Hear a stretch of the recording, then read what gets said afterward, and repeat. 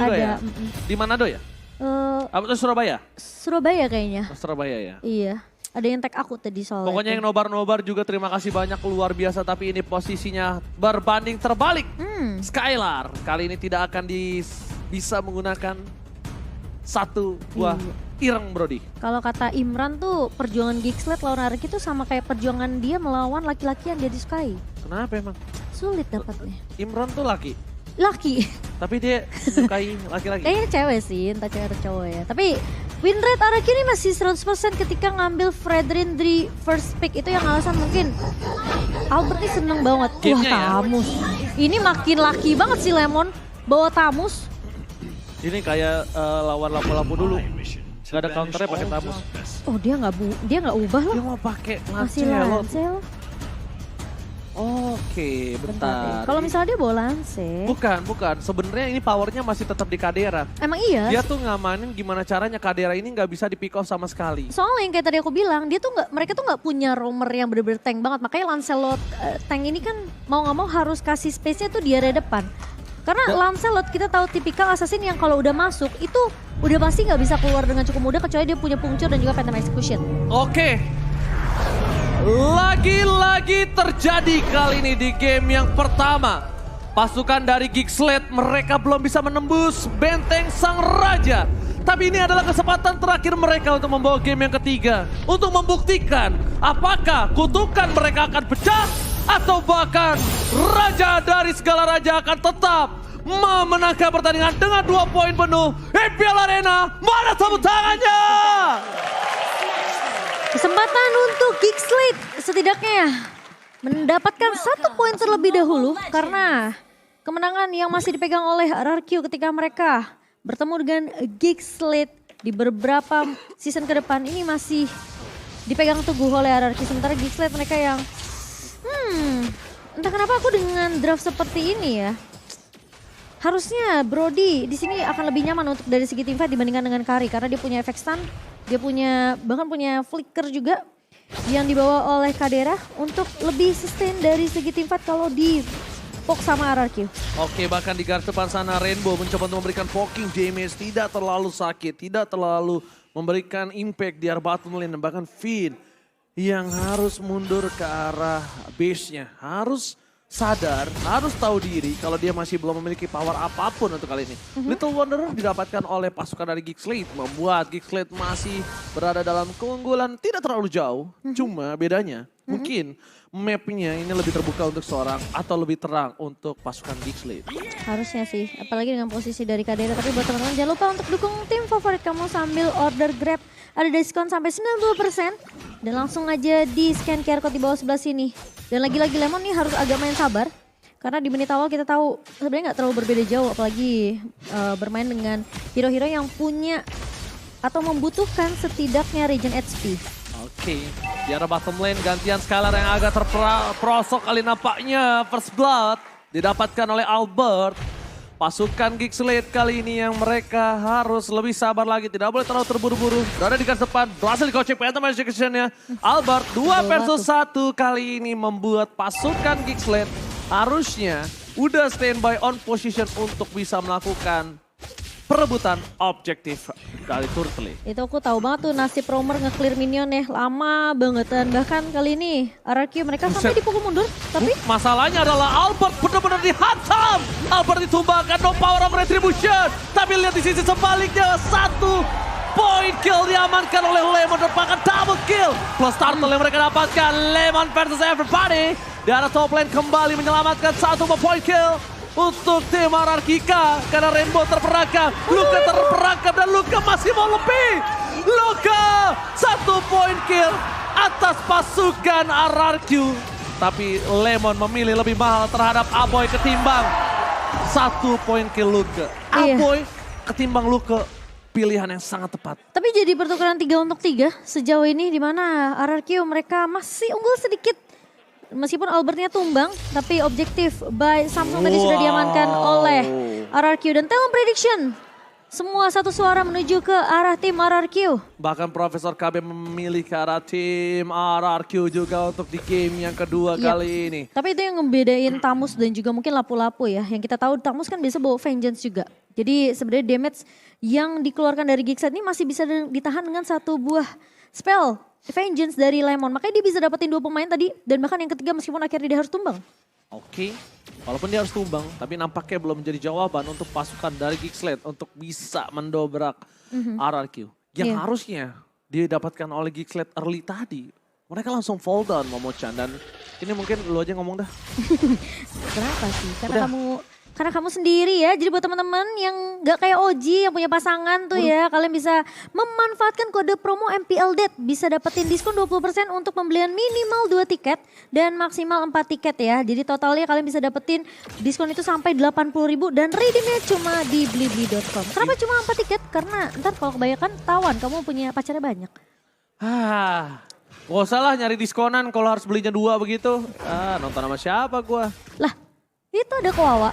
Ya oke. Kapan lagi ya nonton MPL sama kakek ya? Alright, kita menuju ke arah lane up dan kembali menuju ke arah pertukaran. Turtle yang selanjutnya akan diamankan oleh pasukan RRQ. Belum ada perfect Turtle di 2 game yang pertama. Apakah ini akan menjadi game yang mendapatkan perfect Turtle untuk pasukan dari RRQ? Finn di garis depan, Phantom Execution dan Retribution tidak berhasil mendapatkan untuk kedua belah pihak. Rainbow kembali berhasil mendapatkan satu buah turtle yang sangat mahal di sisi sebaliknya. Lemon ditarik dengan Devil Adjustment. Lemon mencoba untuk melakukan zoningisasi, tapi lihat di arah bottom lane. Skylar mencoba ditumbangi, Lemon pun hilang. Lemon terpora-poranda sedangkan Luka pun sama. Dua nasib EXP laner yang tidak bisa menggapai gold lanernya masing-masing. Iya, tapi itu space yang cukup banyak untuk Kadera karena posisinya Kadera yang berhasil untuk dapetin point kill-nya. Sementara Skylar sejauh ini berhasil untuk dapetin assist aja atas tumbangnya seorang Luke tadi di area bawah. Karena posisi dia benar-benar low banget dan bahkan solo pick up from Janna Kitty membuat Skylar gak bisa bertahan kembali, tidak punya power untuk bertahan hidup. Berbeda dengan sebuah Brody di arah top lane. Yang mungkin masih bisa bertahan, tapi Lemon harus pulang kembali. Lemon sepertinya harus merelakan satu buah top turretnya. Apakah Lemon masih mau bertahan hidup?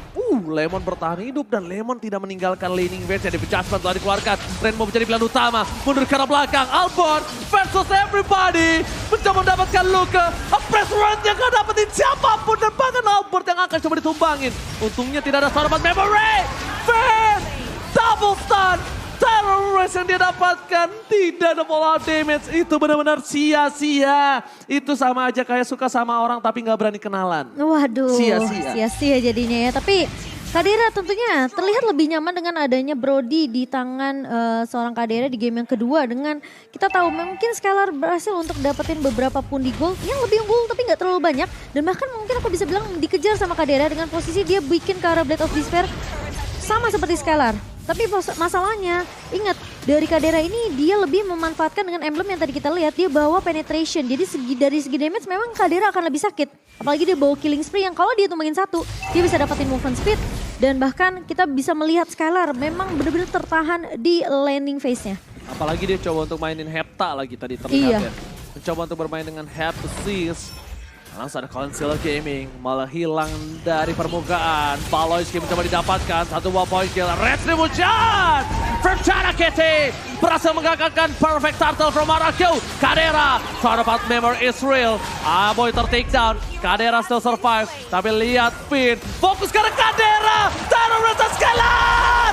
Flicker, mencoba dapetin double kill. Pasukan dari Geeksled, mereka mundur ke arah belakang. Looking for triple kill. Luka, where are you going? Gak boleh pulang, maunya dikayang membuat pasukan RRQ. Mereka sadar power dari Geeksled berada di arah Kadera.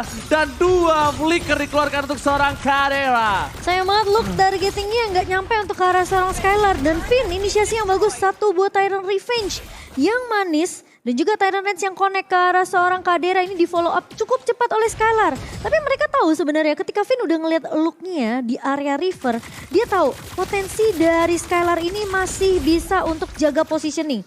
So dia tumbangin dulu satu persatu dan ketika looknya sendirian, Albertnya masih di situ. Meskipun ujung-ujungnya Albertnya harus tumbang. Tapi ingat, ketika look udah masuk itu udah bakalan susah banget untuk Arlott keluar. Meskipun dia bawa flicker ya. Oke, dan buat kalian semua ini dia Finn. Salah satu player ada di timnas, tapi sebelum itu kita lihat di Judgment. Lemon, get you to it. Lemon gak bisa bertahan. Lemon berhasil ditumbangkan pasukan Geeksled. Keputusan yang sangat tepat membuat Lemon menjadi satu buah samsak. Membuat Lemon kali ini tak berdaya dengan adanya 3 player di area bottom lane. Pasukan Geeksled mereka tahu siapa yang harus ditangkap. Tapi Council Gaming telah terjadi menghilang dari daratan. Tidak ada siapapun. Darurat didapatkan dan all in. 2 poin kill didapatkan dari bottom lane. Kadera still survive. Rena Rapati gagal mendapatkan seorang Kadera. Tapi lihat di depan sana, ada Jana Kitty bersama dengan Lu. Akankah surprise attack? Nampaknya tidak. Tidak ada team fight tambahan untuk pasukan dari tim RRQ. Luka terperangkap. Tidak mau di follow up, tapi ternyata salah keputusannya. Aku kira tidak mau dikalkulasi, aku kira tidak mau di all in. Tapi nampaknya kalkulasi Luka yang tidak memiliki flicker didapatkan oleh pasukan RRQ. Jana Kitty mencoba untuk bertahan seperti biasa di arah Lord selanjutnya. Fantasman! No following on damage! Skylar mencoba untuk bertahan. Flicker, tapi di sisi sebaliknya Retribution dari seorang Jana Kitty membuat Skylar tumbang. Sedangkan itu pasukan dari Geeksled mereka masih mau team fight. Kadera mencoba dihantam. Kadera gak bisa pulang. Ada satu Mendes dan bahkan Lemon gagal mendapatkan Kadera. Kadera still survive di bottom lane. Tapi Albert kali ini masih mau maksain 2 pemain dan Kadera! Sia-sia! Mencoba untuk bertahan. Finn, Albert versus everybody. Albert ditigain kali ini gak bisa lagi untuk tim fight tambahan. Tapi Albert memang sang bayi alien ini batu. Dia masih mau lebih loh Momojan. karena dia pede ngebawa Fredrin di area depan, dia punya sustainability yang tinggi banget dengan ngebawa Fredrin. Memiliki setidaknya damage yang kita tahu dengan ini darah abu-abunya semakin panjang tentunya akan semakin sakit damage dari seorang Fredrin. Tapi dia juga sustain di segi team fightnya karena dia punya defense yang begitu kuat. Dan masalahnya sekarang dari Skylar dia harus respect dengan adanya potensi dari Baloy yang bisa nyulik ke arah Skylar atau bahkan Rainbow. Oh, Council Gaming yang gagal. Luka berada di garis depan. Rainbow terperangkap. Satu buah point kill yang sangat mahal. Tapi Luka menggunakan flicker untuk bertahan hidup. Di sisi sebaliknya, Lot telah bergerak seperempat arah terakhir. Kadera capture 2 bersama dengan Jana Kitty. Jana Kitty berhasil mendapatkan satu buah poin. Objective Gaming. Luka gak bisa bertahan. No flicker for Luka. 2 gameplay yang sangat mahal. Geeksled harus mundur ke arah belakang. Membiarkan Lordnya akan bergerak mendorong di 3 lane yang berbeda. Tapi pasukan dari RRQ, mereka tidak akan diam seperti itu. Dia akan memanfaatkan laning phase yang mereka miliki Mohamed Chow. Iya, sebenarnya Geeksled ini mereka punya satu momentum yang menurut aku bisa jadi kunci kemenangan dari Geeksled. Mereka selalu paksain team fight jangka panjang ya sama RRQ. Apalagi kalau misalnya damage dealer utama seperti Skylar dan juga Rainbow ini tumbang duluan. Mereka senang banget paksain team fight. Meskipun mereka tahu lawannya adalah yang tebal-tebal seperti Albert dan juga Lemon. Tapi selama mereka masih punya damage tambahan entah itu dari Jana atau entah itu dari Aboy. Mereka akan selalu paksain team fight sama RRQ. Dan bahkan dengan perbedaan network yang menurut aku gak terlalu jauh sebenarnya untuk Geeksled, namun dari segi objektif Geeksled ini benar-benar bisa manfaatin timingnya. Mereka tahu mereka gak bakalan bisa untuk menang skirmish bareng sama RRQ, tapi setidaknya mereka bisa dapetin objektif Lord yang bisa dibilang ini bakal memperpanjang nafas dari Geeksled. Kalau kita ngeliat dari item in game, by dunia game, sebenarnya memang dari Skylar masih memiliki sedikit item atau mungkin bisa dibilang uang yang lebih unggul dibandingkan Kadera. Tapi ingat, positioning dari Kadera, sisi yang dimiliki sama Kadera ini bisa menangin skirmish dan team fight untuk Geeksled. Karena dia punya counter strike dan bahkan aku bisa bilang dengan efek stun yang menahan Lemon berkali-kali, ini ngebuat RRQ mereka selalu timpang team fightnya. Tapi lihat di depan sana, Albert berangkat tanpa memory from Kadera. Kadera, ini dia raksasa dari Geeksled. Tak kenal takut, tak peduli siapapun yang berada di garis depan. Kadera, orang yang harus diperhitungkan oleh seluruh tim yang berada di arah MPL Indonesia. Lemon di garis depan, bahkan ada Phantom Execution karena backline gak bisa berhasil dapat dicapai. Jana Kitty memilih untuk melakukan mundur sejenak. Tidak bisa masuk lebih dalam lagi karena akan membuat dirinya terperangkap di dalam base. Iya, apalagi kalau posisi Lemonnya maju ya dengan satu buah Vengeance. Lalu dia buka Molten Side ke arah Kadera. Ini masalahnya kalau dia ditahan lagi sama Kadera. Untuk yang mungkin ketiga kalinya Lemon bisa aja tumbang dengan perbedaan level yang cukup jauh. Dan Lord Advantage yang tadi didapatkan oleh Geeksled tentunya mereka setidaknya bisa untuk dapetin net worth balik. Dan sekarang bakal lebih balance lagi dari kedua tim. Dan kalau kita ngeliat dengan turret damage yang dimiliki oleh Gixlet yang menyamakan Gixlet tentunya mereka mampu untuk menahan pemain-pemain dari RRQ bahkan dengan ada invasi yang bisa dilakukan oleh Gixlet di area jungle. Terdeteksi pasukan Gixlet, makro gameplay yang didapatkan tapi taruh Red Sweat Flicker! Balai King! Ditumbangkan begitu saja Albert mencoba untuk mendapatkan Luka. Taruh 4 memorinya gagal, Luka ter-take down! Luka mencoba untuk mundur kali ini tapi nampaknya gak bisa. Albert seperempat taras terakhir. No press war! Berhasil dari nge-pet tapi execution! Miscalculate from Albert membuat pasukan Gixlet berhasil mendapatkan Lemon. Lemon ditumbangin, Aboy gak boleh ditumbangin. Dan Napati gagal. Dengan tidak sampainya peluru menuju ke serang Aboy. Lihat Aboy masih dilindungi oleh Dewi Fortuna. Kali ini membuat dirinya bertahan hidup di area bottom lane. Itu yang aku bilang Gixlet, mereka selalu seneng banget untuk maksain team fight dengan RRQ jangka panjang. Makronya sih. Ini yang ngebuat Gixlet mereka pede tentunya dengan team fight yang berkepanjangan karena RRQ. Mereka ini selalu mainnya itu grouping, mau nggak mau mereka harus follow up apa yang Finn buka. Tyrant Riven, Tyrant Rage, dan Lemon memang akan berfokus ke area belakang. Lemon memang menjadi tumbal nampaknya. Dia menggunakan Tamus, dia udah tahu dia akan menjadi tumbal dari pasukan RRQ. Setidaknya Albertnya nggak tumbal. Oke, kekeran maut menuju ke arah Jana Kitty. Nampaknya belum berhasil tapi lihat Lemon berhasil membuying time sedikit. Lob didapatkan Jana Kitty. Pasukan RRQ sang raja gagal untuk mendapatkan objektif game yang mereka miliki. Gixlet, the King Slayer, mengamuk kali ini. Finn mencoba untuk bertahan. Finn bakal coba di all out dan di sini tidak ada lagi kesempatan untuk Finn kembali hidup. Luka membuying time. Gixlet mencoba untuk menutup Albert untuk pulang. Tidak ada lagi jalan untuk seorang Albert. Dia bisa terlalu besar dikeluarkan. Skylar pun harus mundur. Tersisa 3 player saja. Gila. Untuk mempertahankan base mereka. Dipecat dan Blacker. Shutdown. Membuat pasukan Gixlet masuk ke arah belakang.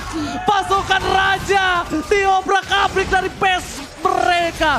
Dibuat tak bisa bertahan. Rainbow mencoba untuk bertahan tapi tidak ada lagi kesempatan untuk para pasukan Gixlet menembus bersama dengan Lord.